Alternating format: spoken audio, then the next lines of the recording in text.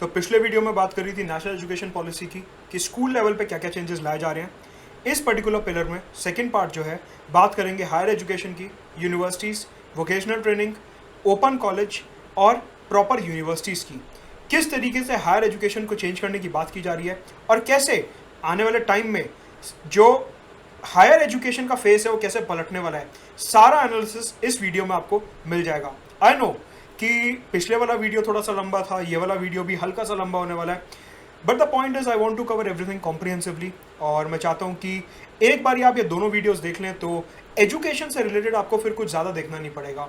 So just to make it comprehensive at one single place कि आपको बार बार अलग अलग सोर्सेज रेफर ना करने पड़े, इस वजह से मैंने इसे पूरा डिटेल बनाया है so that you don't miss out on any part. To subscribe to Unacademy plus and Unacademy iconic subscription आप मेरा रेफरल कोड यूज कर सकते हैं मुदित गुप्ता फॉर 10% डिस्काउंट। अगर आप अनअकैडमी आइकॉनिक सब्सक्रिप्शन ज्वाइन करते हैं तो आपको कस्टमाइज मेंटरशिप मिलेगी by specialize team of Unacademy, individual attention मिलेगी, daily mains answer writing, mains answer आपके चेक भी करेगी अनअकैडमी की टीम, नोट्स मिलेंगे, पीडीएफ्स मिलेंगे, टेस्ट सीरीज प्री और मेंस की दोनों। अनअकैडमी पे यूपीएससी कैटेगरी के जितने भी एजुकेटर्स हैं सबकी क्लासेस का लाइव और रिकॉर्डेड एक्सेस मिलेगा। साथ के साथ GS, CSAT, current affairs optional एक ही जगह पे सब कुछ कवर हो जाएगा। So do use the referral code Mudit Gupta for 10% discount. साथ के साथ ये सारे के सारे कोर्सेज मेरे जो कोर्सेज हैं वो अनअकैडमी पे आ रहे हैं। मेरे लाइव क्लासेस सिर्फ और सिर्फ अनअकैडमी पे अवेलेबल हैं। सीसैट का कोर्स शुरू हुआ है just recently, economy current affairs अभी शुरू हुआ है रिसेंटली, इंडियन पॉलिटी का फुल फ्लेडेड बैच भी अभी ही शुरू हुआ है, घटना चक्र मॉडर्न हिस्ट्री का 14 सितंबर से आ रहा है, सुप्रीम कोर्ट जजमेंट्स का कोर्स 16 सितंबर से आ रहा है, इंडियन पॉलिटी के ऊपर एक क्रैश कोर्स आ रहा है छोटा सा 21 सितंबर को। So you can use my referral code Mudit Gupta for 10% discount. नीचे डिस्क्रिप्शन बॉक्स में मेरा टेलीग्राम चैनल का लिंक दिया है, उसे जरूर ज्वाइन करिए जिससे कि आप मेरे कोई भी YouTube video, free special classes और अनअकैडमी लाइव क्लासेस को मिस नहीं कर रहे हैं। तो अभी तक हमने एजुकेशन का कॉन्स्टिट्यूशनल बैकग्राउंड देख लिया इंट्रोडक्शन पार्ट में, जहाँ पे मैंने आपको बताया था कि एजुकेशन पहले स्टेट लिस्ट में हुआ करता था, उसके बाद 42nd अमेंडमेंट एक्ट 1976 से उसे कॉन्करेंट लिस्ट में लेके आया गया। उसके बाद हमने बॉडी देखी, बॉडी में हमने स्कूल लेवल का एजुकेशन देखा जिसमें faculty training, faculty hiring, multilingual education, school governance, clusters, subjects की फ्लेक्सिबिलिटी, बोर्ड एग्जामिनेशन, परख, स्टैंडर्ड्स, इवैल्यूएशन, ये सारी बातें, pre primary education, early childhood education and care, उसके बाद बेसिक फाउंडेशनल लिटरेसी और न्यूमरेसी, ये सारी बातें हम स्कूल एजुकेशन में अभी तक करते आए हैं।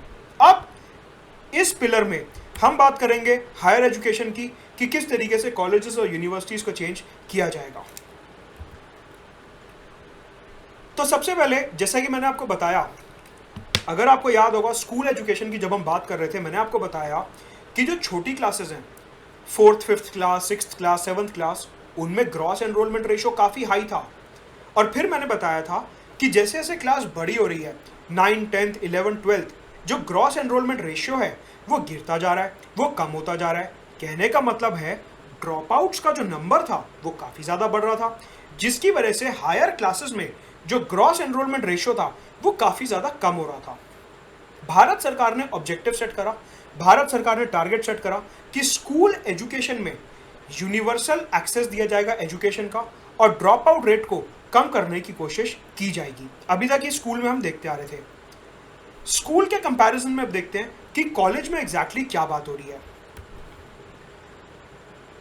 जैसा कि मैं ऑलरेडी आपको बता चुका हूं कि जो ग्रॉस एनरोलमेंट रेशियो होता है that is the ratio of total number of students enrolled divided by total number of students in that age group that are eligible.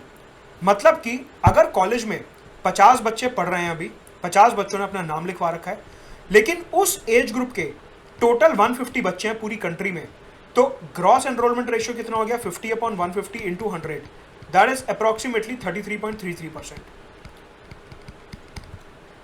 इस तरीके से ग्रॉस एनरोलमेंट रेशियो कैलकुलेट करा जाता है। आपके कन्वीनियंस के लिए एक बारी बस मैंने रिवाइज करा दिया। नाउ तो बेसिकली हमारे जो कॉलेजेस हैं, हमारी जो यूनिवर्सिटीज़ हैं, बेसिकली जो हमारी हायर एजुकेशन है, उसमें ग्रॉस एनरोलमेंट रेट है 26.3% का, जो कि बहुत कम है। कहने का मतलब है, अगर मैं इसका मैथमेटिकल इंटरप्रिटेशन आपको समझाऊं, इसका मतलब ये होता है कि अगर हमारे देश में 100 बच्चे हैं जिनकी कॉलेज जाने की उम्र है, 100 स्टूडेंट्स आर देयर जिनकी कॉलेज जाने की उम्र है, उसमें से सिर्फ 26 बच्चे ही कॉलेज जा रहे हैं। बाकी जो 74 बच्चे हैं वो कॉलेज जा ही नहीं रहे हैं, वो कॉलेज से बाहर हैं। मतलब कि वो जो 74 बच्चे हैं they are college drop outs. उन्होंने ड्रॉप आउट कर दिया कॉलेज में या कॉलेज से पहले उन्होंने ड्रॉप आउट कर दिया। तो ये जो 74 नंबर है ये ड्रॉप आउट्स का नंबर है, right. Under the national education policy 2020 Bharat सरकार ने टारगेट सेट करा है कि बाय 2035 हमारे को कॉलेजेस और हायर एजुकेशन में 50% का ग्रॉस एनरोलमेंट रेशियो अचीव करना है। मतलब कि अगर कॉलेज गोइंग एज में 100 बच्चे हैं तो उनमें से कम 50 बच्चे कॉलेज में होने चाहिए। ये भारत सरकार ने अपना टारगेट सेट करा है under the new education policy 2020। साथ के साथ ये बोला गया, आपको पता होगा कि कॉलेजेस में सीट्स काफ़ी ज़्यादा कम रहती हैं।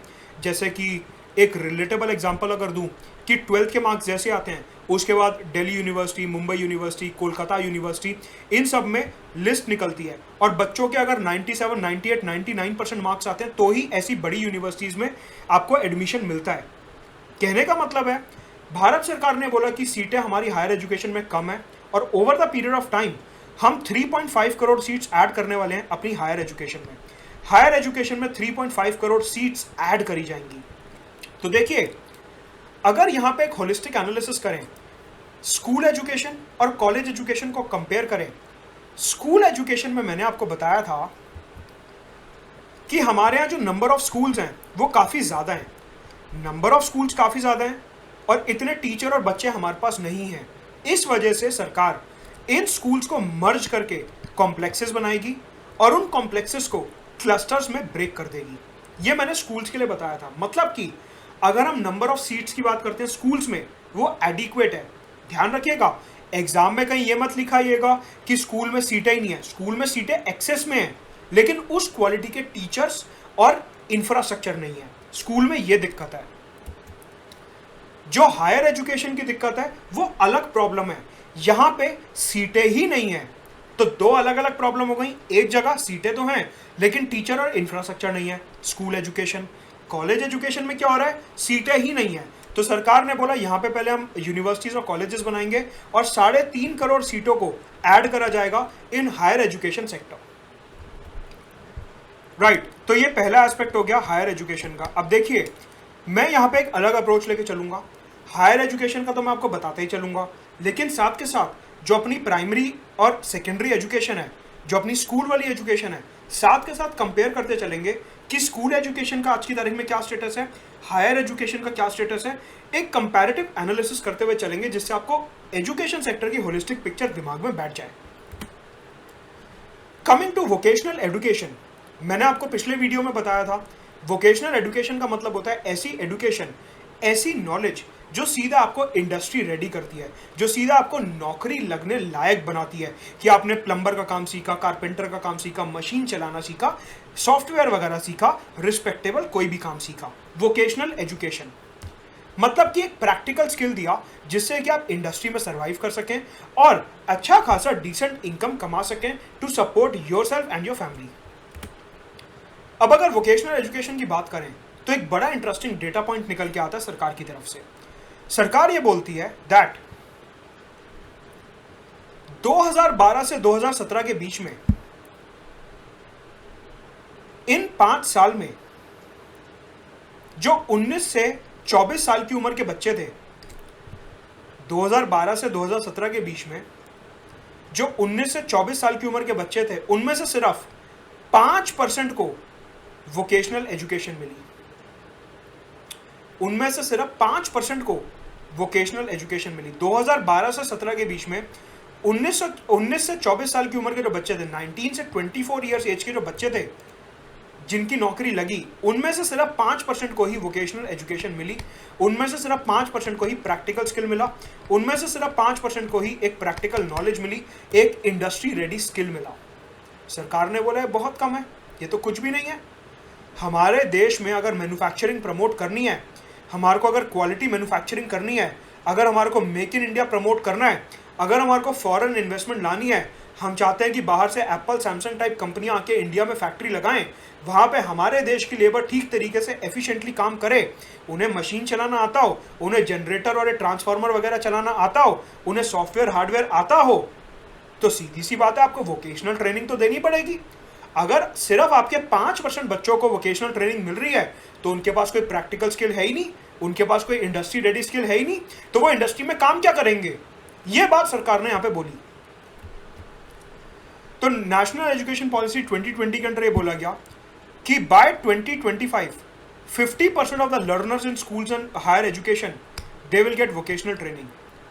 स्कूल और हायर एजुकेशन में 50% बच्चों को वोकेशनल ट्रेनिंग दी जाएगी। मतलब कि जो अभी नंबर 5% के अराउंड है उसको 10 गुना से इंक्रीज करा जाएगा अगले 5 साल में, और उसको नंबर 50% पहुंचाया जाएगा। आपको याद होगा, मैंने आपको स्कूल एजुकेशन के टाइम पे एक पॉइंट बताया था कि 6th क्लास और उसके ऊपर के बच्चों को वोकेशनल ट्रेनिंग दी जाएगी और इंटर्नशिप्स कराई जाएंगी।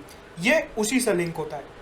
मैंने दोनों को अलग अलग इसलिए रखा कि मैंने स्कूल के प्रोविजंस को एक साथ डील करा और कॉलेज के प्रोविजंस को एक साथ डील कर रहा हूं, इसलिए मैंने दोनों को अलग रखा है। नाउ अगर मैं वोकेशनल एजुकेशन की बात करता हूं तो by 2030 vocational education will be integrated with the school and the college education. अभी क्या होता है, अगर आपको वोकेशनल एजुकेशन लेनी है, वोकेशनल ट्रेनिंग लेनी है, तो आपको ITIs और ये जो पॉलीटेक्निक इंस्टीट्यूट्स होते हैं इन सब में एनरोल कराना पड़ता है अलग से, स्कूल और कॉलेज के बाहर जाके।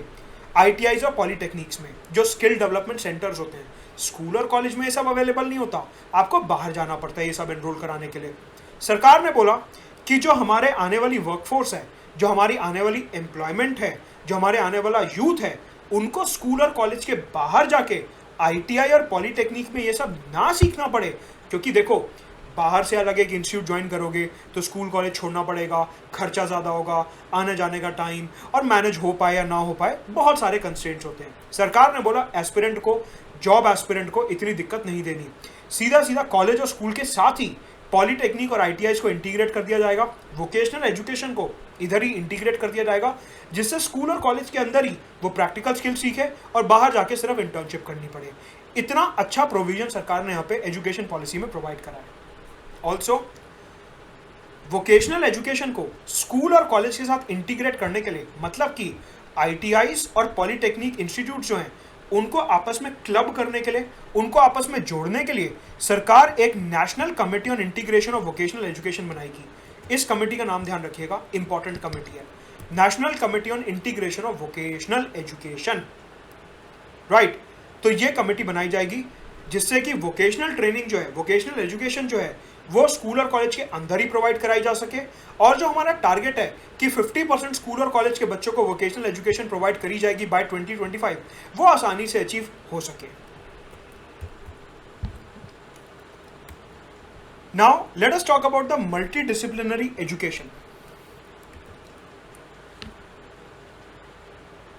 यहां पे बोला गया कि एक स्टूडेंट स्कूल क्रॉस करके जब कॉलेज और यूनिवर्सिटी में पहुंचता है तो आपको पता होगा कि या तो वो इंजीनियरिंग में जाता है, लॉ में जाता है, चार्टर्ड अकाउंटेंसी, BA BCom वगैरह हो गया, फिर उसके बाद ह्यूमैनिटीज़ में जा सकता है, नॉन मेडिकल में जा सकता है, अलग अलग फील्ड्स में जा सकता है। मतलब कि अगर वो इंजीनियरिंग में गया तो वहीं चला गया, वो मेडिकल में गया तो वहीं चला गया, वो अगर BA कोर्सेज में गया ह्यूमैनिटीज़ के तो वहीं चला गया, वो अगर BSc में गया तो BSc में ही चला गया। फिर सरकार ने बोला कि सब छात्रों का जो इंटरेस्ट होता है वो अलग अलग होता है, सबका जो एक माइंडसेट होता है वो अलग होता है, हर किसी को अलग अलग सब्जेक्ट्स पढ़ने होते हैं। अंडर ग्रेजुएट एजुकेशन में, मतलब कि जो बैचलर्स की डिग्री होती है, उसमें काफ़ी ज़्यादा फ्लेक्सिबिलिटी लाई जाएगी। फ्लेक्सिबिलिटी कैसे, अभी एक्सप्लेन कर रहा हूँ। साथ के साथ उसमें मल्टी डिसिप्लिनरी एजुकेशन प्रोवाइड करी जाएगी, मतलब कि मल्टीपल सब्जेक्ट्स प्रोवाइड करे जाएंगे। कहने का मतलब है, अभी तक साइंस वाले साइंस पढ़ रहे थे, ह्यूमैनिटीज़ वाले ह्यूमैनिटीज़ पढ़ रहे थे, कॉमर्स वाले कॉमर्स पढ़ रहे थे। सरकार ने बोला ये जो स्ट्रिक्ट डिवीजन है इसको ख़त्म करेंगे और there will be creative combination of subjects, कि अगर BSc करने वाला छात्र साथ में ह्यूमैनिटीज़ का कोई सब्जेक्ट पढ़ना चाहता है या साथ में कॉमर्स का कोई सब्जेक्ट पढ़ना चाहता है तो उसका वो ऑप्शन प्रोवाइड करा जाएगा। कहने का मतलब है, स्कूल एजुकेशन में मैंने आपको बताया था कि 11th-12th क्लास में जो डिमार्केशंस हो जाते हैं, vocational, non vocational, curricular, extra curricular, humanities, commerce और साइंस, मैंने इस तरीके से बताया था कि डिमार्केशंस होते हैं स्ट्रिक्ट। सरकार ने बोला था कि उन डिमार्केशंस को ख़त्म किया जाएगा, उन डिमार्केशंस को एलिमिनेट किया जाएगा। सिमिलरली जो काम स्कूल लेवल पे हो रहा है वही काम कॉलेज लेवल पे किया जाएगा, और अंडर ग्रेजुएट की डिग्री में, अंडर ग्रेजुएट के प्रोग्राम्स में जो डिमार्केशन होता है उसको खत्म किया जाएगा और creative combination of subjects provide करा जाएगा कि आपको ह्यूमैनिटी, साइंस, कॉमर्स के सब्जेक्ट्स एक साथ आप थोड़ा बहुत पढ़ सको। साथ के साथ अब बात करते हैं फ्लेक्सिबिलिटी की। अभी तक हमने क्या देखा, मल्टी डिसिप्लिनरी नेचर, कि अलग अलग सब्जेक्ट्स आप एक साथ पढ़ सकते हो, ठीक है। अब कॉलेज एजुकेशन में फ्लेक्सिबिलिटी लाई जाएगी। अंडर ग्रेजुएट एजुकेशन में फ्लेक्सिबिलिटी के नाम पे मल्टीपल एंट्री और एग्जिट पॉइंट्स प्रोवाइड करे जाएंगे। मल्टीपल एंट्री और एग्जिट पॉइंट्स का मतलब होता है कि आप फॉर एग्जांपल एक कॉलेज में हो, एक साल आपने यहाँ पे पढ़ लिया, अब आपका यहाँ पे लग रहा है कि प्रॉपर रिसर्च नहीं हो रही, प्रॉपर ग्रोथ ऑफ सब्जेक्ट नहीं हो रहा, ग्रोथ ऑफ अंडरस्टैंडिंग नहीं हो रहा, आप दूसरे कॉलेज में जाना चाहते हो। फिर एक साल बाद सेकेंड ईयर कंप्लीट करने के बाद आप तीसरे कॉलेज में जाना चाहते हो, तीसरा कॉलेज में थर्ड ईयर कंप्लीट करने के बाद आप फोर्थ ईयर वाले कॉलेज में जाना चाहते हो। सरकार ने बोला दिस विल बी अलाउड, अगर आप अपना कॉलेज चेंज करना चाहते हो वो अलाउ कर दिया जाएगा। मतलब कि multiple exit and entry points, कि आपने फर्स्ट ईयर में पहला कॉलेज एग्जिट करा, सेकेंड ईयर में दूसरा कॉलेज एग्जिट करा, थर्ड ईयर में तीसरा कॉलेज एग्जिट करा, और फोर्थ ईयर के बाद आपकी डिग्री खत्म हो गई। मल्टीपल एंट्री पॉइंट्स मतलब कि पहले साल में आप फर्स्ट कॉलेज में घुसे, सेकेंड ईयर में सेकेंड कॉलेज में गए, थर्ड ईयर में थर्ड कॉलेज में गए, और फिर फोर्थ कॉलेज में गए। मल्टीपल एंट्री और एग्जिट पॉइंट्स, ये सिस्टम प्रोवाइड कराया जाएगा अंडर ग्रेजुएट एजुकेशन में। सरकार ने बोला कि देखिए, अगर कोई फॉर एग्जांपल लेट अस से कॉलेज में इस तरीके से, कोई कॉलेज में कोई छात्र, कोई स्टूडेंट फर्स्ट ईयर के बाद अपनी पढ़ाई छोड़ना चाहता है, कोई स्टूडेंट फर्स्ट ईयर के बाद अपनी पढ़ाई छोड़ना चाहता है, वो छोड़ सकता है, उसे सर्टिफिकेशन दे दिया जाएगा। फर्स्ट ईयर के बाद उसे सर्टिफिकेशन दे दिया जाएगा। अगर वो सेकेंड ईयर के बाद छोड़ना चाहता है तो उसे एडवांस डिप्लोमा की डिग्री दे दी जाएगी। अभी क्या होता है, अगर आपका 3 साल का कॉलेज है, अगर आपने तीनों साल पूरे नहीं करे तो आपकी डिग्री रोक ली जाती है। सरकार ने बोला ये जो क्राइटेरिया है कि तीनों साल या चारों साल पूरे करो तभी डिग्री मिलेगी, ये क्राइटेरिया खत्म कर देंगे। फॉर एग्जाम्पल मानो आप बीटेक में हो, 4 साल की बीटेक कर रहे हो, अगर आप एक सेमेस्टर में भी फेल हो गए आपको डिग्री नहीं दी जाएगी। सरकार ने बोला ये सिस्टम खत्म किया जाएगा। अगर आपने 1 साल का कोर्स पूरा कर लिया तो आप सर्टिफिकेशन ले सकते हो। आपने अगर 2 साल का कोर्स पूरा कर लिया और आप आगे नहीं पढ़ना चाहते तो आपको एडवांस डिप्लोमा की डिग्री दे दी जाएगी। आपने 3 साल का कोर्स पूरा कर लिया और आप आगे नहीं पढ़ना चाहते तो आपको बैचलर्स की डिग्री दे दी जाएगी। अगर आप 4 साल पूरा पढ़ लिए तो आपको बैचलर्स की डिग्री विद रिसर्च दे दी जाएगी। मतलब कि जब आप एजुकेशन छोड़ना चाहो तब आप एजुकेशन छोड़ सकते हो, आपके ऊपर कोई कंपल्शन नहीं है, ये यहां पे बोला गया। साथ के साथ इंटीग्रेशन तो करा ही जाएगा वोकेशनल ट्रेनिंग से। अभी हमने देखा कि 2025 तक हमारे को 50% बच्चों को वोकेशनल ट्रेनिंग देनी है स्कूल और कॉलेज में इंटीग्रेट करके, तो इंटीग्रेशन विद वोकेशनल ट्रेनिंग तो एक फीचर बन ही चुका है। तो बेसिकली सरकार की यहां पे ये अप्रोच है कि देखिए, ये जो स्टीरियोटाइप्स होते हैं ना कि साइंस वाला है तो इंटेलिजेंट होगा, उसमें भी अगर मेडिकल वाला है तो मेहनती होगा, इंजीनियर है तो समझदार होगा, चार्टर्ड अकाउंटेंट है तो बहुत ही ज़्यादा इंटेलिजेंट होगा, लॉयर है तो लाइफ सेट है, अगर वो शेफ बनना चाहता है, अगर वो ट्रैवल एजेंट बनना चाहता है, अगर वो कोई अनकन्वेंशनल जॉब लेना चाहता है तो उसकी इज्जत नहीं की जाएगी। ये सारे स्टीरियोटाइप्स खत्म होने चाहिए। बेसिकली जो एक कॉलोनियल माइंडसेट के साथ हम चलते आ रहे हैं कि अगर आप एक पर्टिकुलर प्रोफेशन में हो तो ही आपकी इज्जत है, दूसरे प्रोफेशन में चाहे आप जितनी मर्जी ईमानदारी और मेहनत से काम कर लो आपको वो इज्जत नहीं दी जाएगी। ये माइंडसेट गलत है, ये चेंज होना चाहिए। ये जो स्टीरियोटाइप्स हमने बना रखे हैं कि इंजीनियर होगा तो अच्छा ही कमा रहा होगा, किसी और प्रोफेशन में तो बिल्कुल बेकार होगा, मतलब अपनी मर्जी से कोई अपना प्रोफेशन चूज नहीं कर सकता। सोसाइटी का प्रेशर, फैमिली का प्रेशर, इज्जत मिलेगी नहीं मिलेगी, नौकरी मिलेगी नहीं मिलेगी, इन सब चीज़ों से ही अपना प्रोफेशन डिसाइड किया जाता है। ये चीज़ें गलत हैं और उस चक्कर में इतना ज़्यादा मेंटल प्रेशर डाल दिया जाता है कि हर किसी को रेस में दौड़ाया जाता है कि 12th के बाद जेईई की कोचिंग कर लो, कॉलेज में चले आओ, पोस्ट ग्रेड की तैयारी कर लो, यूजीसी नेट की तैयारी कर लो, यूपीएससी की तैयारी कर लो, क्योंकि अगर ये सब नहीं करा तो इज्जत तो मिलेगी नहीं। ये सारे जो स्टीरियोटाइप्स हैं ये आने वाले माइंडसेट के साथ चेंज होने चाहिए। आने वाली जनरेशन में आपके और हमारे वाली जो जनरेशन है वो ही इन माइंडसेट्स को, इन स्टीरियोटाइप्स को चेंज कर सकती है। So have a progressive mindset in a way कि मेरा कोई यहाँ पे लेक्चर देने का पॉइंट नहीं है, एज इन कि मैं कहूँ कि ऐसा होना चाहिए वैसा होना चाहिए। सिंपल सी बात है, जो मेहनत कर रहा है उसको इज्जत मिलनी चाहिए, इररिस्पेक्टिव वो कुछ भी कर रहा हो। जब तक वो ईमानदारी और मेहनत से कर रहा है, ही और she deserves that respect and the integration with the society. Coming back to the multidisciplinary education,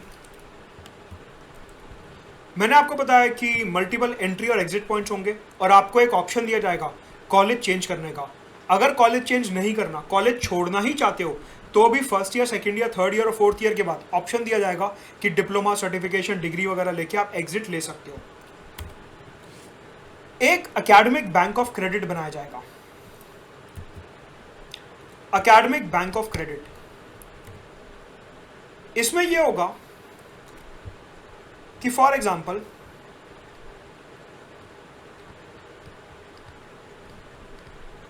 आपने 4 कॉलेज चेंज करे। आपको पता होगा आजकल सेमेस्टर में क्रेडिट्स होते हैं, 3 क्रेडिट का एक सब्जेक्ट, 4 क्रेडिट का एक सब्जेक्ट, उस तरीके से आपने कॉलेज क्रॉस करा तो आपको पता ही होगा ऑफ कोर्स। फॉर एग्जाम्पल आपने फर्स्ट ईयर एक कॉलेज में खत्म करा, आपने यहां से 12 क्रेडिट्स कमा लिए, 12 क्रेडिट्स। ये जो क्रेडिट्स हैं एक बैंक बनाया जाएगा, उस बैंक में ये स्टोर हो गए। अब आप सेकेंड कॉलेज में गए, यहां पे आपने और 12 क्रेडिट्स कमा लिए, ये 12 क्रेडिट्स दोबारा से बैंक में जमा हो गए।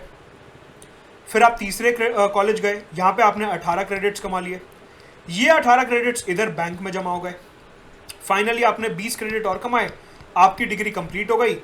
तो अब क्या होगा, सरकार क्या करेगी, आपका बैंक खोलेगी। ये जो academic credit bank of credit है, एकेडमिक बैंक ऑफ क्रेडिट है, सरकार ये खोलेगी, इसमें सारे क्रेडिट्स को ऐड करेगी, ऐड करके देखेगी कि आप डिग्री लायक हो या नहीं हो। अगर आप डिग्री लायक हो तो आपको डिग्री दे देगी। कहने का मतलब है, जो मैंने आपको मल्टीपल एग्जिट पॉइंट वाली थ्योरी बताई थी कि आप एक कॉलेज से दूसरे कॉलेज, दूसरे कॉलेज से तीसरे, तीसरे से चौथे कॉलेज जा सकते हो, that will be made possible because of the academic bank of credit. कि जब आप एक कॉलेज छोड़ के दूसरे कॉलेज में जा रहे हो तो डिजिटल बैंक बनाया जाएगा, जहां पे आपके पुराने वाले कॉलेज के सारे क्रेडिट्स को स्टोर कर दिया जाएगा, जिससे कि आप जब अगले कॉलेज में जाओ तो आपके पास डिजिटल प्रूफ होना चाहिए दिखाने के लिए कि हाँ जी मैं इतने क्रेडिट पूरे करके आया हूं and now I am eligible for higher level courses. ये पर्पस के साथ एकेडमिक बैंक ऑफ क्रेडिट बनाया जाएगा।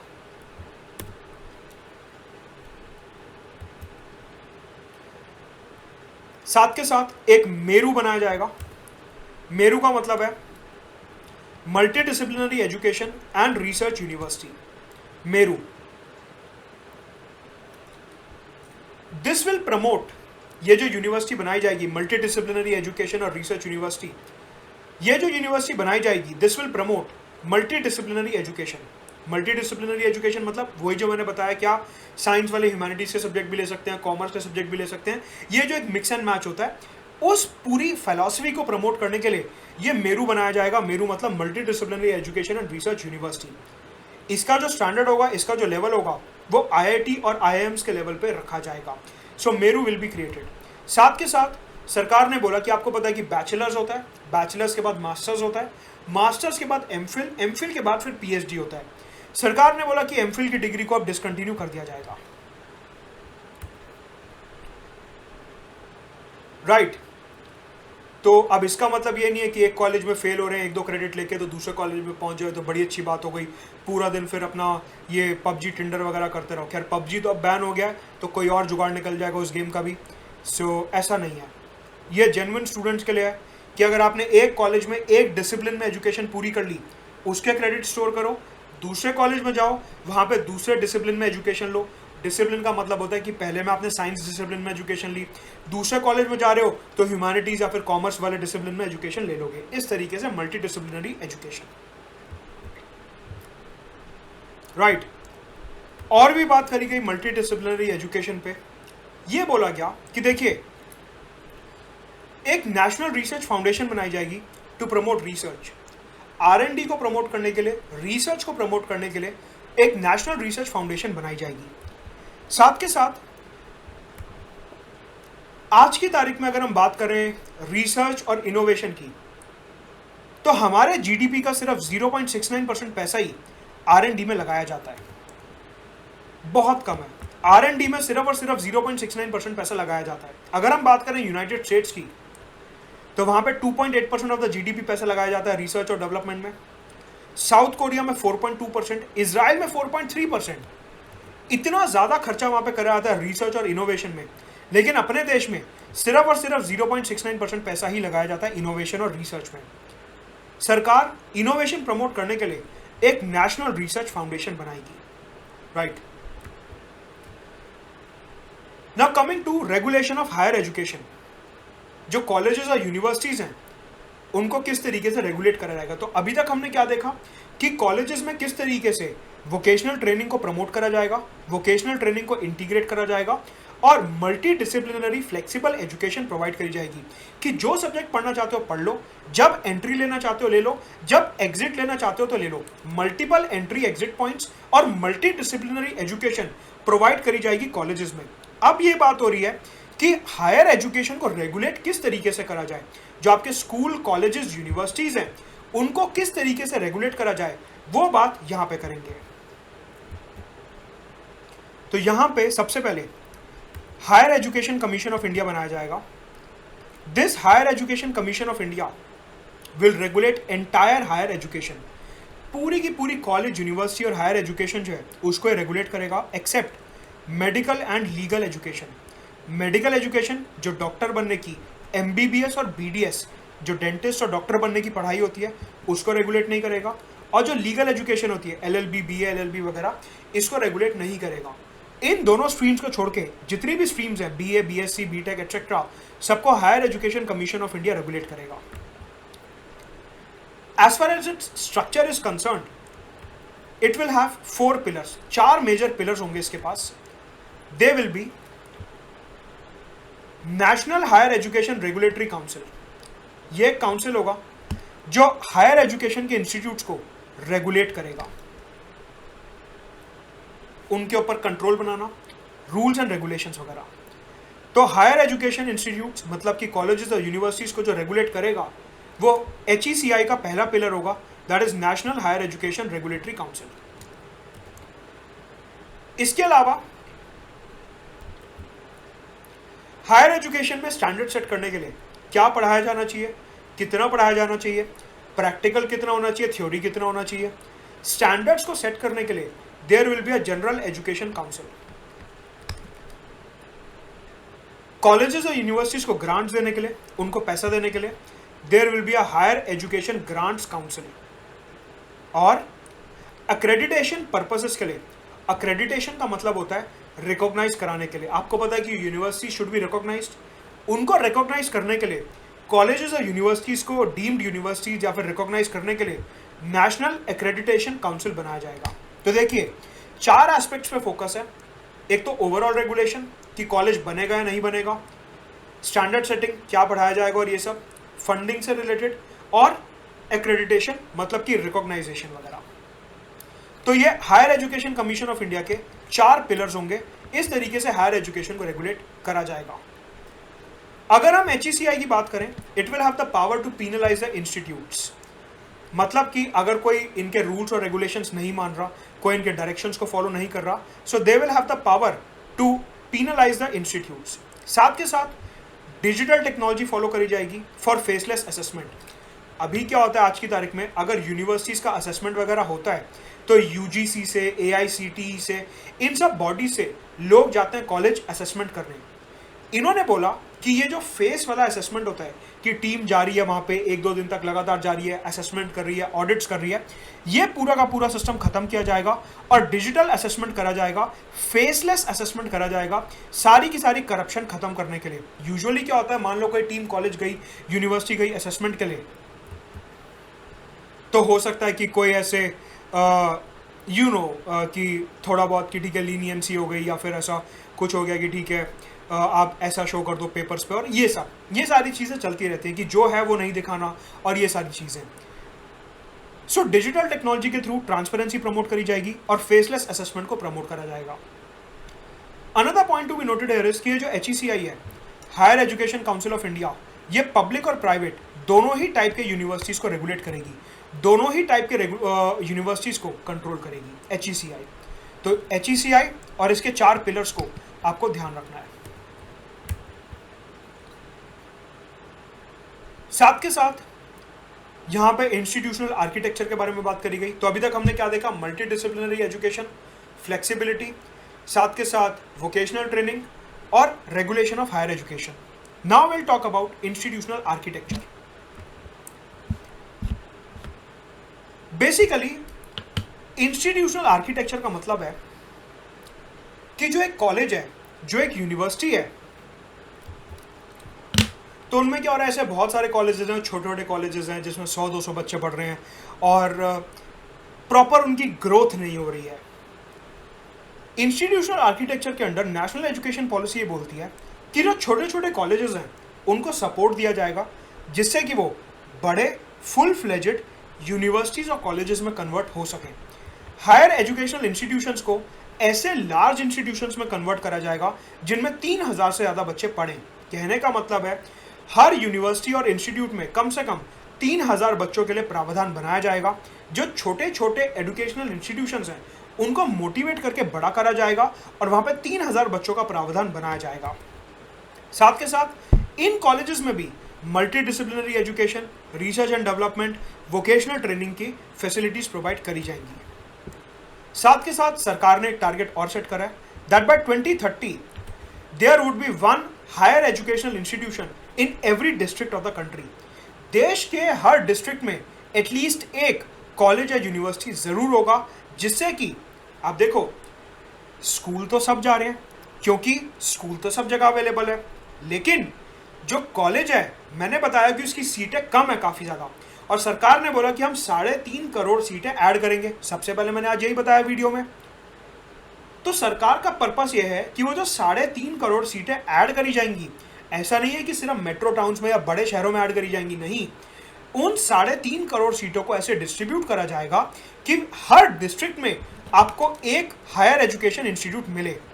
और सिर्फ हायर एजुकेशन इंस्टीट्यूट नहीं बनाना, उसको बड़ा हायर एजुकेशन इंस्टीट्यूट बनाना है जिसमें कम से कम 3000 बच्चे हो, वहाँ पे वोकेशनल ट्रेनिंग हो, फ्लेक्सिबिलिटी हो, R&D हो, मल्टी डिसिप्लिनरी एजुकेशन हो और उसका प्रॉपर रेगुलेशन हो सके HECI के अंडर। सारे डॉट्स लिंक कर लो, सारे डॉट्स लिंक कर लो। 3.5 करोड़ सीट ऐड होंगी, अलग अलग जगहों पे ऐड होंगी, एक ही जगह पे ऐड नहीं होंगी, जिससे कि अपना ये जो टारगेट है 1 higher education institute in every district वो पूरा हो सके।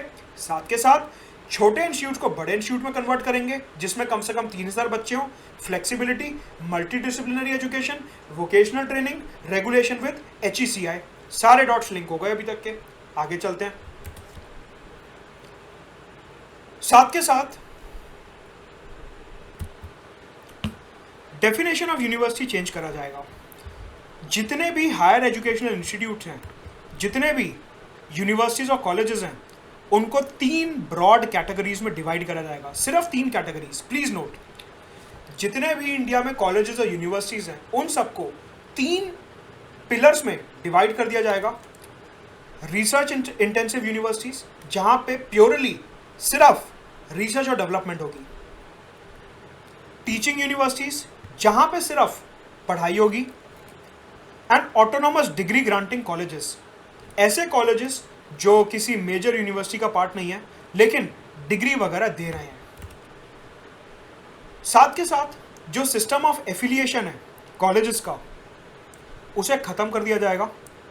एंड एवरी कॉलेज या तो वो खुद से एक ऑटोनॉमस डिग्री ग्रांटिंग कॉलेज बन जाएगा या फिर उसे किसी और यूनिवर्सिटी का पार्ट बना दिया जाएगा। कहने का मतलब है, अभी क्या होता है, आपने कई सारे कॉलेजेस देखे होंगे that we are affiliated to that university, we are affiliated to that university, हम यूपी यूनिवर्सिटी से एफिलिएटेड हैं, हम बॉम्बे यूनिवर्सिटी से एफिलिएटेड हैं। ये सारी चीज़ें काफ़ी बार देखी होंगी। अब सरकार ने बोला ये जो एफिलिएशन का सिस्टम है ये ख़त्म कर दिया जाएगा। या तो आप खुद एक रिसर्च इंटेंसिव यूनिवर्सिटी बन रहे हो, या आप खुद एक टीचिंग इंटेंसिव यूनिवर्सिटी बन रहे हो, या फिर आप एक ऑटोनॉमस डिग्री ग्रांटिंग कॉलेज बन रहे हो। ये एफिलिएशन का कोई सिस्टम नहीं रहेगा कि हम यूपी यूनिवर्सिटी के अंदर आते हैं, हम बिहार यूनिवर्सिटी के अंदर आते हैं, हम वेस्ट बंगाल यूनिवर्सिटी के अंदर आते हैं। ये सारा जो एफिलिएशन का सिस्टम है खत्म किया जाएगा। या तो आप खुद एक यूनिवर्सिटी हो प्रॉपर, या फिर आप एक ऑटोनॉमस डिग्री ग्रांटिंग कॉलेज हो। तो जितने भी इंस्टीट्यूट्स हैं जो एफिलिएटेड हैं एक दूसरे से इधर उधर, उनका एफिलिएशन खत्म करा जाएगा। या तो आप यूनिवर्सिटी का पार्ट बनो प्रॉपर, या फिर डिग्री ग्रांटिंग कॉलेज बन जाओ अलग से, ये करा जाएगा। तो यूनिवर्सिटीज़ को सिर्फ 3 चीज़ों में डिवाइड करा जाएगा: research intensive, teaching intensive and autonomous degree granting colleges.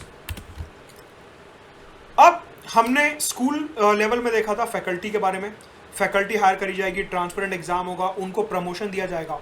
Likewise college की फैकल्टी पे भी इधर ध्यान दिया जा रहा है। सबसे पहले कॉलेज की जो फैकल्टी है, जो प्रोफेसर्स हैं, उनकी कैपेसिटी बिल्डिंग पे ध्यान दिया जाएगा। मतलब कि जो उनका रिक्रूटमेंट होगा वो काफ़ी ज़्यादा इंडिपेंडेंट और ट्रांसपेरेंट रखा जाएगा। कोई अप्रोच नहीं चलेगी, कोई बैकडोर सिस्टम नहीं चलेगा, सिमिलर टू स्कूल रिक्रूटमेंट। साथ के साथ फैकल्टी को कॉलेजेस का जो सिलेबस है वो सेट करने की पूरी अथॉरिटी दी जाएगी। वो सेट करने का पूरा फ्री हैंड दिया जाएगा कि आप जो लेटेस्ट सिलेबस है वो अपनी मर्जी से डिज़ाइन कर सकते हो। साथ के साथ उनको प्रमोशन दिए जाएंगे और कॉलेज और यूनिवर्सिटी मैनेजमेंट का हिस्सा बनाया जाएगा। सेम चीज़ जो हमने स्कूल टीचर्स के केस में देखी थी कि स्कूल टीचर्स को प्रमोट करके मैनेजमेंट लेवल पे ले जाया जाएगा। लाइकवाइज कॉलेज और यूनिवर्सिटीज के प्रोफेसर्स को भी प्रमोट करके मैनेजमेंट लेवल पे ले जाया जाएगा।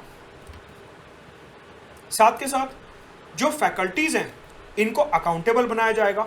ऐसा नहीं है कि जो मनमानी करनी है करो, क्लास ले रहे हो नहीं ले रहे, अटेंडेंस ले रहे हो नहीं ले रहे, इवैल्यूएशन ठीक से कर रहे हो नहीं कर रहे, ये सब सिस्टम नहीं चलेगा।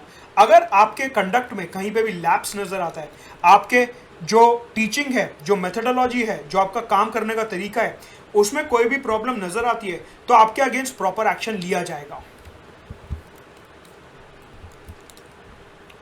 जो कॉलेजेस की फैकल्टीज़ हैं, हमने देखा कि ट्रांसपेरेंट तरीके से अपॉइंट की जाएंगी, उनको सिलेबस डिज़ाइन करने की पूरी पावर दी जाएगी, ऑल्सो उनको अकाउंटेबल भी बनाया जाएगा।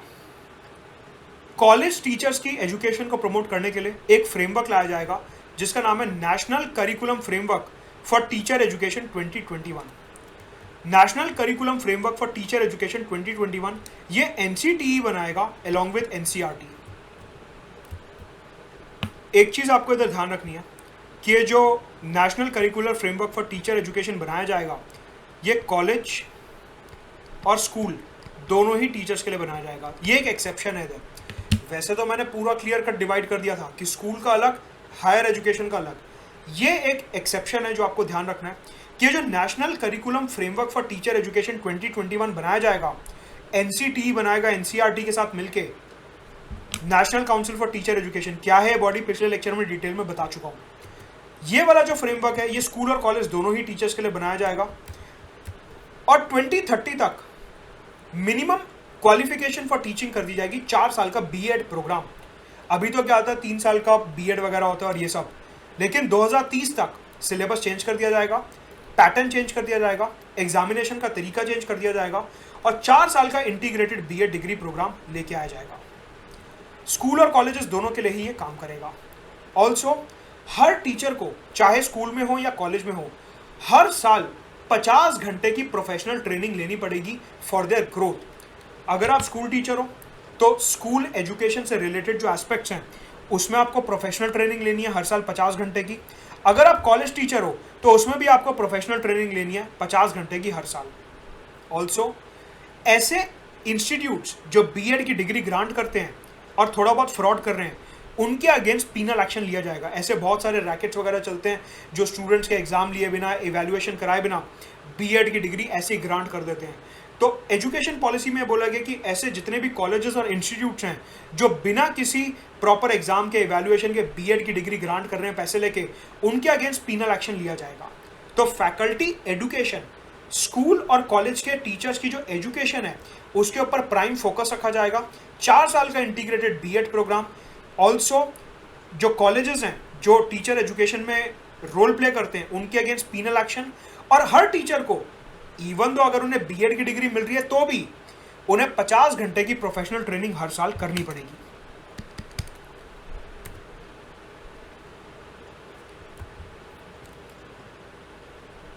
जो फैकल्टीज हैं उनको मेंटर भी करा जाएगा कि जो नए लोग प्रोफेसर बनते हैं, जो नए टीचर्स प्रोफेसर बनते हैं, उनको मेंटर करने के लिए एक यहाँ पे मेंटरिंग का भी प्रावधान बनाया गया है। देखिए अभी हमने क्या देखा, टीचर एजुकेशन कि उनको कैसी एजुकेशन मिलनी चाहिए, 4 साल का इंटीग्रेटेड B.Ed प्रोग्राम और इनोवेटिव लर्निंग, 50 घंटे की हर साल प्रोफेशनल ट्रेनिंग वगैरह, ये सारी चीज़ें देखी। लेकिन साथ के साथ मेंटरिंग एक काफी इंपॉर्टेंट इशू है। तो मेंटरिंग में इधर क्या हो रहा है कि जो रिटायर्ड प्रोफेसर्स हैं, रिटायर्ड टीचर्स हैं, उनका एक ग्रुप बना दिया जाएगा। वो जो रिटायर्ड ग्रुप ऑफ टीचर्स हैं नए फैकल्टीज को ट्रेनिंग देंगे, मेंटरिंग देंगे, साथ के साथ वर्नैक्युलर लैंग्वेज में भी मेंटरिंग करेंगे। तो जो एक्सपीरियंस है रिटायर्ड फैकल्टीज का, उसको यूज करने के लिए एक मेंटरिंग का ग्रुप बनाया जाएगा और जितने भी नए फैकल्टीज और टीचर्स हैं उनको मेंटर किया जाएगा by retired professors, mentoring the faculties. Also हमारे को ये पता है कि इंडिया में इनइक्वालिटी काफ़ी ज़्यादा है और कुछ लोगों को एजुकेशन मिलती है, कुछ को नहीं मिलती। फाइनेंशियल सपोर्ट काफ़ी ज़्यादा ज़रूरी है एजुकेशन के लिए। सरकार ने नेशनल एजुकेशन पॉलिसी में फाइनेंशियल सपोर्ट का भी ध्यान रखा है और ये बोला है कि जो SC, ST, OBC, other vulnerable groups, इनके जो छात्र हैं और मेरिटोरियस हैं, मतलब कि प्रतिभा है, साधन नहीं है, दिमाग बहुत तेज है, टैलेंट बहुत है, बस फाइनेंसेस की कमी है, फीस देने के पैसे नहीं है, बाकी सब कुछ बढ़िया है, ऐसे छात्रों को सरकार फाइनेंशियल सपोर्ट प्रोवाइड करेगी और इसके लिए एक नेशनल स्कॉलरशिप पोर्टल बनाया जाएगा। ये national scholarship portal SC, ST, OBC और अदर वल्नरेबल ग्रुप्स के छात्रों को स्कॉलरशिप देगा और उनकी प्रोग्रेस को ट्रैक करेगा। मतलब सिर्फ पैसा देना काफी नहीं है, पैसा तो देंगे, उस पैसे से उनकी क्या ग्रोथ हुई, उस पैसे से उनकी क्या प्रोग्रेस हुई, ये सारी चीजों को भी ट्रैक करा जाएगा। साथ के साथ private colleges will also be motivated to provide scholarships. अभी यूजुअली क्या होता है कि जो स्कॉलरशिप्स मेनली प्रोवाइड करे जाते हैं वो सरकारी कॉलेजेस वगैरह में किए जाते हैं, लेकिन जो प्राइवेट कॉलेजेस हैं उनको ये बोला जाएगा कि you should not only be driven by profit. आपका मोटिव सिर्फ और सिर्फ प्रॉफिट नहीं होना चाहिए, but you should also provide financial support to the students. Financial support के अलावा डिस्टेंस लर्निंग भी प्रमोट करी जाएगी। मैंने आपको बताया था कि स्कूल एजुकेशन के टाइम पे 3rd class, 5th class, 8th class के जो बच्चे हैं इनको ओपन स्कूलिंग में दाखिला दिलवाया जाएगा। इसके अलावा जितने भी स्कूल ड्रॉप आउट्स हैं उनके लिए NIOS की लर्निंग प्रमोट करी जाएगी, डिजिटल लर्निंग प्रमोट करी जाएगी, डिस्टेंस एजुकेशन प्रमोट करी जाएगी। Likewise college education, higher education को प्रमोट करने के लिए भी डिस्टेंस लर्निंग प्रमोट करी जाएगी। अगर हम ओपन और डिस्टेंस लर्निंग की बात करें तो this will be widened to promote gross enrolment ratio. मैंने आपको दिखाया कि हमारे हायर एजुकेशन का जो ग्रॉस एनरोलमेंट रेशियो है दैट इज ओनली अबाउट 26%, और हायर लेवल कॉलेज लेवल पे इस डिस्टेंस लर्निंग को प्रमोट करने के लिए ऑनलाइन कोर्सेज और डिजिटल रिपोजिटरीज सेटअप करे जाएंगे। तो basically distance learning, open learning school level पे प्रमोट करी जाएगी और कॉलेज लेवल पे भी प्रमोट करी जाएगी।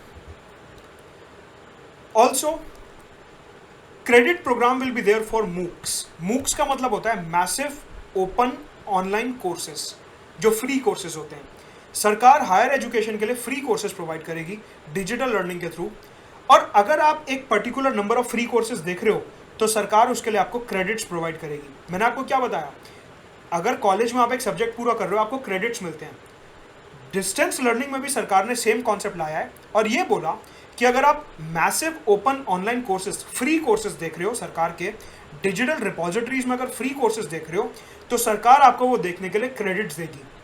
जैसे जैसे आप वो क्रेडिट्स ऑन करते रहोगे, जब एक fix number of credits on कर लोगे तो आपको डिग्री दे दी जाएगी। मतलब कि जो क्रेडिट सिस्टम ऑफलाइन यूनिवर्सिटीज में चलता है वो डिजिटल डिस्टेंस लर्निंग में भी रेप्लिकेट करने का सोच रही है सरकार।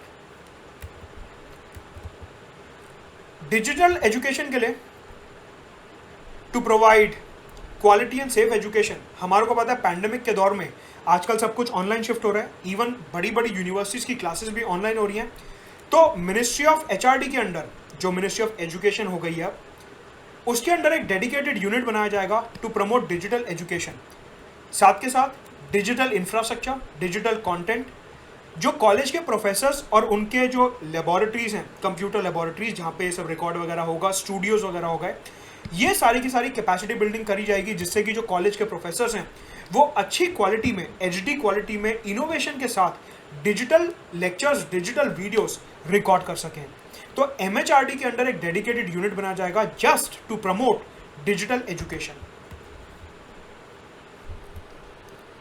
Apart from this dedicated unit to promote digital education, digital education को प्रमोट करने के लिए जो डेडिकेटेड यूनिट बनाया जाएगा, इसके अलावा एक नेशनल एजुकेशन टेक्नोलॉजी फोरम बनाया जाएगा। That will be N autonomous body under the ministry of HRD, national education technology forum. ये एक ऐसा फोरम होगा जहां पे experts, digital experts, faculties, teachers आपस में आइडियाज डिस्कस करेंगे कि टेक्नोलॉजी को एजुकेशन के लिए किस तरीके से यूज किया जा सकता है। डिजिटल एजुकेशन मतलब augmented reality, virtual reality, artificial intelligence, और ये सारी की सारी जो लेटेस्ट अपकमिंग टेक्नोलॉजीज हैं, इनको किस तरीके से हम यूज कर सकते हैं। तो टेक्नोलॉजी हर लेवल पे यूज करने के लिए ये एक नेशनल एजुकेशन टेक्नोलॉजी फोरम बनाया जाएगा कि digital learning, digital teaching, digital examination, classroom digital, और ये सारी चीजें किस तरीके से प्रमोट करी जा सके। डिजिटल एजुकेशन, इंडियन लैंग्वेजेस को प्रमोट करने के लिए Indian institute of translation and interpretation setup किया जाएगा, जिससे कि इंडियन लैंग्वेजेस को प्रिजर्व करा जा सके और प्रमोट करा जा सके। स्कूल के टाइम पे मैंने आपको बताया था कि multilingual education, 3 language formula, classical languages और फॉरेन लैंग्वेजेस, ये सारी बात हमने स्कूल टाइम पे कर ली थी। यहाँ पे पर्टिकुलरली जो हायर लेवल ऑफ लैंग्वेज होता है, ट्रांसलेशन, इंटरप्रिटेशन, जो यूजुअली लोग स्कूल कॉलेज के बात करते हैं, उन चीज़ों पे भी यहाँ पे ध्यान दिया जाएगा, जिससे कि अलग अलग इंडियन लैंग्वेजेस को प्रिजर्व और प्रमोट करा जा सके। उसमें एक ट्रांसलेशन और इंटरप्रिटेशन का कोर्स लॉन्च किया जाएगा। इसी के साथ पाली, प्राकृत और पर्शियन को प्रमोट करने के लिए एक national institute for Pali, Prakrit and Persian बनाया जाएगा। कॉलेज लेवल पे संस्कृत को प्रमोट करा जाएगा एंड कोशिश ये करी जाएगी कि हायर एजुकेशन भी मदर टंग में प्रोवाइड करी जा सके। मैंने आपको स्कूल एजुकेशन में बताया था कि 5th क्लास तक मदर टंग कंपलसरी है। कोशिश ये करेंगे कि 8th क्लास तक भी प्रोवाइड करें, और उसके बाद ये कोशिश करेंगे कि हायर एजुकेशन भी मदर टंग में प्रोवाइड करी जा सके। तो लैंग्वेजेस के ऊपर काफ़ी ज़्यादा फोकस है, प्राइमरी सेकेंडरी लेवल पे भी और हायर लेवल पे भी, मतलब कि स्कूल लेवल पे भी और कॉलेज लेवल पे भी लैंग्वेजेस के ऊपर काफ़ी ज़्यादा फोकस है। वहाँ पे हमने देखा Sanskrit will be available at all the levels, यहाँ पे भी हमने देखा कि संस्कृत को प्रमोट करा जाएगा। यहाँ पे पाली, प्राकृत और पर्शियन को स्पेशल फोकस दिया जा रहा है, और इंडियन लैंग्वेजेस के इंटरप्रिटेशन और ट्रांसलेशन के लिए स्पेशल इंस्टीट्यूट बनाया जाएगा। मदर टंग में, जिसमें बच्चे सबसे ज़्यादा कंफर्टेबल होते हैं सीखने में, उस मदर टंग में हायर एजुकेशन को प्रमोट करा जाएगा। इसी के साथ इंटरनेशनल यूनिवर्सिटीज के साथ कोलैबोरेट करा जाएगा कि जो बड़ी बड़ी फेमस इंटरनेशनल यूनिवर्सिटीज हैं वो इंडिया आएं और अपने कैंपसेस को यहीं पे सेटअप करें। ग्लोबल कोलैबोरेशन, आपको पता है कि अगर बाहर से यूनिवर्सिटीज आएंगी तो वो अपने साथ अपनी टेक्नोलॉजी लाएंगी, अपने साथ अपनी फैकल्टीज लाएंगी, अपने साथ अपनी मैनेजरियल प्रैक्टिसेस लाएंगी, ऑपरेशंस लाएंगी। तो वो सब इंडिया में लाने के लिए, उनका बेस्ट कल्चर इंडिया में लाने के लिए इंटरनेशनलाइजेशन भी करा जाएगा हायर एजुकेशन का। आगे बढ़ने से पहले नीचे डिस्क्रिप्शन बॉक्स में मेरा टेलीग्राम चैनल का लिंक दिया है, उसे जरूर ज्वाइन करिए। And to subscribe to Unacademy you can use my referral code Madhut Gupta for 10% discount. Telegram channel पे आपको सारे के सारे अपडेट्स मिलते रहेंगे, मेरे plus classes, free special classes और यूट्यूब वीडियोस के। कमिंग टू एजुकेशन फाइनेंसिंग, देखिए अभी जो मैंने बात करी थी थोड़ी देर पहले, वो बात करी थी रिसर्च एंड डेवलपमेंट की, कि रिसर्च एंड डेवलपमेंट पे हमारा जो खर्चा है that is 0.69% of the GDP। वो मैंने बात करी थी सिर्फ और सिर्फ R&D की, सिर्फ और सिर्फ रिसर्च एंड डेवलपमेंट की, कि रिसर्च एंड डेवलपमेंट पे जो हमारा खर्चा है that is 0.69% of the GDP। यहाँ पे बात कर रहा हूँ पूरी एजुकेशन की, pre primary, primary, secondary, higher, पूरी एजुकेशन की क्या खर्चा है वो यहाँ पे देख रहे हैं। आज की तारीख में जो एजुकेशन के ऊपर हमारा खर्चा है that is 4.4% of the GDP। सरकार का टारगेट है कि इसे बढ़ा के 6% ऑफ द GDP पे ले जाया जाएगा। एजुकेशन फाइनेंसिंग का टारगेट अभी 4.4% है, बढ़ा के 6% पे लेके जाया जाएगा। Also we will target 100% youth and adult literacy, 100% youth और एडल्ट लिटरेसी टारगेट करी जाएगी। बेसिकली इसी डायरेक्शन में ही basic foundational national mission on foundational literacy और न्यूमरेसी भी लॉन्च करा जाएगा, जो मैंने आपको बताया था कि 3rd क्लास तक के बच्चों के लिए बेसिक फाउंडेशनल न्यूमरेसी और लिटरेसी के ऊपर काम करा जाएगा मदर टंग में। राइट। तो 100% youth and adult literacy target करी जाएगी under this particular 6% of the GDP. तो अभी तक हमने क्या देखा, अगर एक ओवरऑल फ्रेमवर्क देखते हैं तो प्री प्राइमरी एजुकेशन पे फोकस हो गया 3 से 6 साल के बच्चे, प्राइमरी एजुकेशन पे फोकस हो गया 6 से 14 साल के बच्चे, सेकेंडरी एजुकेशन पे फोकस हो गया 14 से 18 साल के बच्चे, और उसके बाद हायर एजुकेशन पे फोकस हो गया 18 से 21-22 साल तक के बच्चे। सरकार का ये कहना है कि ऐसा बहुत सारा एडल्ट पॉपुलेशन है हमारा जो लिटरेट नहीं है, जिनके पास एजुकेशन नहीं है, हमारे को उन्हें भी पढ़ाना है। ध्यान से देखो कि कैसे अलग अलग एज ग्रुप्स को टारगेट किया जा रहा है। पिछले वीडियो में बात करी थी अर्ली चाइल्डहुड केयर और एजुकेशन की, उसके बाद बात करी थी स्कूल एजुकेशन की, अभी बात करी कॉलेज एजुकेशन की, multi disciplinary education, flexible education, bank of credits, digitisation, distance learning, ये सारी बातें हायर एजुकेशन में कर चुका हूं। अब सरकार और एक ऊपर लेवल पे जा रही है एडल्ट एजुकेशन, कि जो लोग स्कूल कॉलेज छोड़ चुके बीच में, उनकी उम्र काफ़ी ज़्यादा हो गई है लेकिन अभी भी पढ़ सकते हैं, उनके लिए national curriculum framework for adult education लाया जाएगा। इस पर्टिकुलर फ्रेमवर्क में 5 ब्रॉड एरियाज होंगे। सबसे पहले फाउंडेशनल लिटरेसी और न्यूमरेसी। तो देखो, एक लाया जाएगा national mission on foundational literacy and numeracy 3rd class तक के बच्चों के लिए मदर टंग में, और यहाँ पे ये जो national curricular framework for adult education है, इसके अंडर भी एडल्ट्स की बेसिक लिटरेसी और न्यूमरेसी पे ध्यान दिया जाएगा।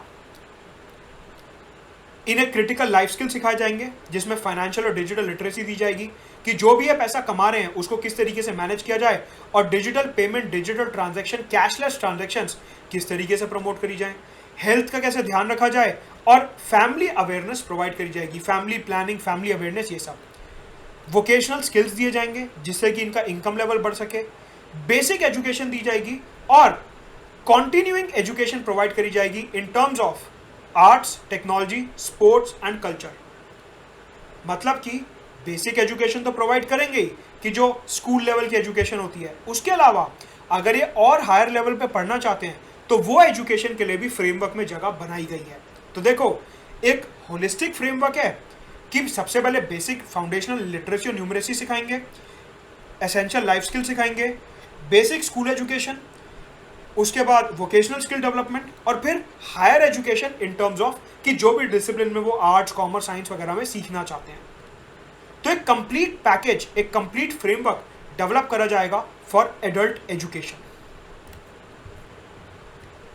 इसके अलावा पॉलिसी में कुछ और प्रोविजंस भी हैं, एक बारी फटाफट वो भी देख लेते हैं। नेशनल एजुकेशन पॉलिसी ये बोलती है कि देखिए, हमारा जो पॉपुलेशन है उनको कॉन्स्टिट्यूशन के बारे में ज़्यादा नहीं पता है, तो पूरे एजुकेशन सिस्टम में अर्ली चाइल्डहुड केयर से लेके एडल्ट एजुकेशन तक, अर्ली चाइल्डहुड केयर से लेके हायर एजुकेशन तक, प्राइमरी एजुकेशन, सेकेंडरी एजुकेशन, हर लेवल पे कॉन्स्टिट्यूशन को रिस्पेक्ट करना, कॉन्स्टिट्यूशन की अवेयरनेस फैलाना, फंडामेंटल ड्यूटीज़ के बारे में बताना, और दूसरे कॉन्स्टिट्यूशनल वैल्यूज़ के बारे में सारे के सारे पॉपुलेशन को बताया जाएगा। मतलब कि जो कॉन्स्टिट्यूशनल वैल्यूज़ हैं, हम क्या करते हैं, हमारे को कॉन्स्टिट्यूशन आधा सिलेक्टिवली पता होता है, हमारे को सिर्फ अपने राइट्स के बारे में पता होता है कि हाँ ये मेरा अधिकार है, आपकी ड्यूटी क्या है वो किसी को नहीं पता होता। सेक्युलरिज्म का मतलब क्या है, रिपब्लिक का मतलब क्या है, सोशलिज्म का मतलब क्या है, वेलफेयर स्टेट का मतलब क्या है, इंक्लूसिव डेवलपमेंट का मतलब क्या है, जस्टिस, लिबर्टी, इक्वालिटी, फ्रेटर्निटी का क्या मतलब है, ये सब कुछ नहीं पता होता। इन सब के बारे में अवेयरनेस फैलाई जाएगी और कॉन्स्टिट्यूशन की जो वैल्यूज हैं उनको स्प्रेड करा जाएगा। तो अब जब इतना देख ही लिया है तो 5 मिनट और सही, कंक्लूजन पे पहुंच गए हैं, थोड़ा सा और रहता है बस, उसके बाद ये टॉपिक अपना पूरा खत्म, एजुकेशन की सारी बातें खत्म हो जाएंगी। तो अभी तक हमने इंट्रोडक्शन देख लिया, बॉडी देख ली, बॉडी में स्कूल और हायर एजुकेशन, एडल्ट एजुकेशन, ये सब देख लिया। Now let us move towards the last pillar, the last part, that is the conclusion part. ये वाला जो अपना पिलर है, इसमें एजुकेशन पॉलिसी का एक बैलेंस व्यू लेने की कोशिश करेंगे, जो इसके पॉजिटिव एस्पेक्ट्स हैं, जो इसके नेगेटिव एस्पेक्ट्स हैं, मेंस और इंटरव्यू के पर्सपेक्टिव से यहाँ पे जानने की कोशिश करेंगे कि क्या एग्जैक्टली इसका बैलेंस एनालिसिस है। ज़्यादा लंबा नहीं बचा है, थोड़ा सा और रहता है बस। ऑल्सो नीचे डिस्क्रिप्शन बॉक्स में मेरा टेलीग्राम चैनल का लिंक दिया है, उसे ज़रूर ज्वाइन करिए for all the updates about my YouTube videos, free special classes and plus courses. साथ के साथ to subscribe to Unacademy iconic subscription you can use my referral code Madhud Gupta for 10% discount. Now let us come to the conclusion part. मैंने आपको बताया कि इस particular policy में financial funding provide करी जाएगी, स्कॉलरशिप्स प्रोवाइड करे जाएंगे, नेशनल स्कॉलरशिप पोर्टल वगैरह बनाया जाएगा। इस पॉलिसी के अंदर सरकार का फोकस रहा है इंक्लूसिव एजुकेशन की। जो अंत्योदय हैं, अंत्योदय का मतलब होता है लास्ट स्टैंडिंग पर्सन, लाइन में खड़ा आखिरी व्यक्ति, सबसे पिछड़ा हुआ व्यक्ति, उसे कहते हैं अंत्योदय। इस पॉलिसी के अंदर अंत्योदय के ऊपर काफी ज्यादा फोकस रखा गया है कि आखिरी स्टैंडिंग व्यक्ति जो है, जो सबसे आखिरी में खड़ा है, उसको भी एजुकेशन, बेसिक फाउंडेशन, लिटरेसी और न्यूमरेसी, ये सारी चीजें प्रोवाइड करी जाए। इसके अलावा जो सोशली और इकोनॉमिकली डिसएडवांटेज ग्रुप्स हैं, महिलाएं, SC ST OBC, दूसरे वल्नरेबल सेक्शंस, रीजनल जो डिस्पैरिटी फेस करते हैं लोग, जो एक पर्टिकुलर रीजन से हैं, डिसेबल्ड पॉपुलेशन, इन सब के ऊपर काफ़ी ज़्यादा स्पेशल फोकस है। ऑल्सो यहाँ पे एक चीज़ हमारे को देखनी है कि नेशनल एजुकेशन पॉलिसी में सरकार ने प्राइवेट स्कूल, कॉलेजेस और यूनिवर्सिटीज़ को काफ़ी ज़्यादा प्रमोट करा है कि more and more private school, colleges and universities should come up.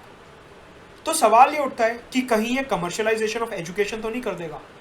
कहीं ऐसा तो नहीं है कि जब प्राइवेट स्कूल, कॉलेजेस आएंगे तो वो सिर्फ और सिर्फ अपने प्रॉफिट के बारे में सोचेंगे और वो गरीबों को स्कॉलरशिप और एजुकेशन प्रोवाइड नहीं करेंगे? तो यहाँ पे ये एक नेगेटिव एस्पेक्ट है, इसको ध्यान रखिए। देखिए, ये पॉजिटिव एस्पेक्ट है, ये पॉजिटिव एस्पेक्ट है, इधर ये एक नेगेटिव एस्पेक्ट है। हाउएवर यहाँ पे एक पॉजिटिव एस्पेक्ट ये निकल के आता है कि सरकार ये बोलती है कि कोचिंग कल्चर जो है IIT JEE वगैरह के लिए, इन सबको कोचिंग कल्चर को खत्म किया जाएगा। तो ये एक पॉजिटिव पॉइंट है। अदरवाइज ओवरऑल प्राइवेटाइजेशन जो है स्कूल्स और कॉलेजेस का, और जो ग्रेटर कमर्शियलाइजेशन ऑफ एजुकेशन है, उन चीज़ों को थोड़ा सा रिस्क है कि कहीं ये प्रॉफिटेबल ना, मतलब प्रॉफिट ड्रिवन ना हो जाए कंप्लीटली। साथ के साथ एक और पॉजिटिव पॉइंट ये है कि जो out of the school children और एडल्ट्स हैं, उनको वापस एजुकेशन में लाया जाएगा। अपार्ट फ्रॉम दिस, इस पॉलिसी का एक नेगेटिव एस्पेक्ट ये है कि इस पॉलिसी में reservation of teachers, reservation of students, reservation of employees, इसके बारे में कोई बात नहीं करी गई है। आपको पता है कि आर्टिकल 15 के अंदर, हमारे कॉन्स्टिट्यूशन का जो आर्टिकल 15 है, उसके अंदर एजुकेशनल इंस्टीट्यूशंस में रिजर्वेशन प्रोवाइड करी जाती है। क्योंकि रिजर्वेशन प्रोवाइड करी जाती है, which is a welfare action, उसके बारे में इस पॉलिसी में कोई बात नहीं करी गई है। तो ये एक नेगेटिव पॉइंट है। अपार्ट फ्रॉम दिस, हमने देखा कि हायर एजुकेशन को रेगुलेट करने के लिए एक सेंट्रलाइज्ड बॉडी लाई जाएगी, higher education authority of India. तो कहीं ऐसा ना हो कि ये जो हायर एजुकेशन अथॉरिटी है, national higher education regulatory authority, ये कहीं ओवर सेंट्रलाइजेशन कर दे। जो हमने देखा था HECI और उसके 4 पिलर्स, ऐसा ना हो कि ये जो हायर एजुकेशन रेगुलेटरी अथॉरिटी है, ये ज़्यादा सेंट्रलाइजेशन ऑफ पावर कर दे कि सारी की सारी पावर एक ही अथॉरिटी के हाथ में आ गई, यूनिवर्सिटीज़ के हाथ में कुछ रहा ही नहीं। तो ये एक रिस्क है, ये एक नेगेटिव पॉइंट है कि ठीक है, रेगुलेशन करना अच्छी बात है, फंडिंग, एक्रेडिटेशन देना अच्छी बात है, लेकिन this should not lead to centralisation of power. Universities के हाथ में ऑटोनॉमी रहनी चाहिए। ऑल्सो यहाँ पे एक और पॉजिटिव एस्पेक्ट निकल के आता है कि आपने देखा स्कूल लेवल पे और कॉलेज लेवल पे हमने वर्नैक्युलर लैंग्वेज, मदर टंग में काफ़ी ज़्यादा फोकस करा। ऑल्सो हमने हायर एजुकेशन में देखा कि इंडियन इंस्टीट्यूट फॉर ट्रांसलेशन और इंस्टीट्यूट फॉर प्राकृत, पर्शियन और पाली, ये सारी की सारी लैंग्वेजेस पे फोकस किया जाएगा। Sanskrit will be available at all the levels of school, Sanskrit will be available at all the levels of higher education, classical languages will be available, 3 language formula, जिसमें 3 में से 2 लैंग्वेजेस नेटिव लैंग्वेजेस होंगी। तो basically यहाँ पे focus है Indian education पे। अगर हम एक out of the box point की बात करते हैं तो आपको पता होगा कि स्वदेशी मूवमेंट के टाइम पे बाल गंगाधर तिलक और जितने भी ग्रेट लीडर्स थे उस टाइम के, उन सब ने Indian education, Indian languages, vernacular languages पे काफ़ी ज़्यादा फोकस करा था। तो अगर हम स्वदेशी मूवमेंट को और इस पॉलिसी को थोड़ा सा सिमिलैरिटी देखें तो इस पॉलिसी के अंदर भी सरकार ने वर्नैक्युलर लैंग्वेजेस और मदर टंग को काफ़ी ज़्यादा प्रमोट करा है। तो देखो, थोड़ी सी हिस्ट्री और करंट अफेयर्स को लिंक करके देखो, बड़ा ब्यूटीफुल कनेक्शन निकल के आता है इधर से कि स्वदेशी के टाइम पे जो एक वर्नाक्युलर लैंग्वेज और मदर टंग को प्रमोट किया गया था, इस पॉलिसी में भी इंडियन लैंग्वेजेस को, वर्नाक्युलर लैंग्वेज, मदर टंग को प्रमोट किया जा रहा है। ऑल्सो इस पॉलिसी में एक पॉजिटिव एस्पेक्ट ये है कि हर स्कूल स्टूडेंट को, चाहे वो किसी भी क्लास में हो, प्री प्राइमरी से लेके सेकेंडरी एजुकेशन तक, एलकेजी से लेके 12th क्लास तक, चाहे कोई सी भी क्लास में बच्चा हो, उसे मिड डे मील प्रोवाइड किया जाएगा। और हर एरिया में मिड डे मील अलग तरीके से प्रोवाइड करा जाएगा कि आप जिस रीजन में हो, जो खाना खाते हो, जो आपकी फूडिंग हैबिट्स हैं, उनको ध्यान में रखते हुए मिड डे मील्स प्रोवाइड करे जाएंगे। मतलब कि बच्चे की पढ़ाई के साथ साथ, बच्चे की एजुकेशन के साथ साथ उसकी न्यूट्रिशन, उसके ओवरऑल विकास पे, उसकी हेल्थ पे, मेंटल एबिलिटीज पे, सब जगह पे ध्यान दिया जाएगा इस पॉलिसी के अंदर। तो बहुत ही ज्यादा कॉम्प्रिहेंसिव पॉलिसी है, राइट। तो एक बार मॉक क्वेश्चन देखते हैं कि इधर क्या बनते हैं। पहला मॉक क्वेश्चन बनता है मेंस के पर्सपेक्टिव से, that large demographic base of India can be turned into an asset और अ लायबिलिटी। हमारी जो इतनी बड़ी पॉपुलेशन है, या तो वो एसेट बन सकती है या वो लायबिलिटी बन सकती है। In the light of the recently announced National Education Policy 2020, discuss the measures that can be taken to reap the dividend from the young population base of India. GS Mains Paper 2, 12.5 marks, 250 words. तो अभी तक जो provisions देखे वही सब यहाँ पे आपको स्टेप बाय स्टेप लिखने हैं, डिवाइड करके कि स्कूल के ये हैं, कॉलेज के ये हैं, एडल्ट एजुकेशन के ये हैं, और कंक्लूजन ये रहा। जिस स्ट्रक्चर में मैंने पॉइंट्स बताए हैं, उसी स्ट्रक्चर में आप एग्जाम में कंप्लीटली उसे लिख सकते हो। इसके अलावा literacy in itself is no education. Literacy is not the end of education or even the beginning. By education I mean an all-round drawing out of the best in the child and man body, mind and spirit. Mahatma Gandhi ने education और literacy को लेकर यह बात बोली थी।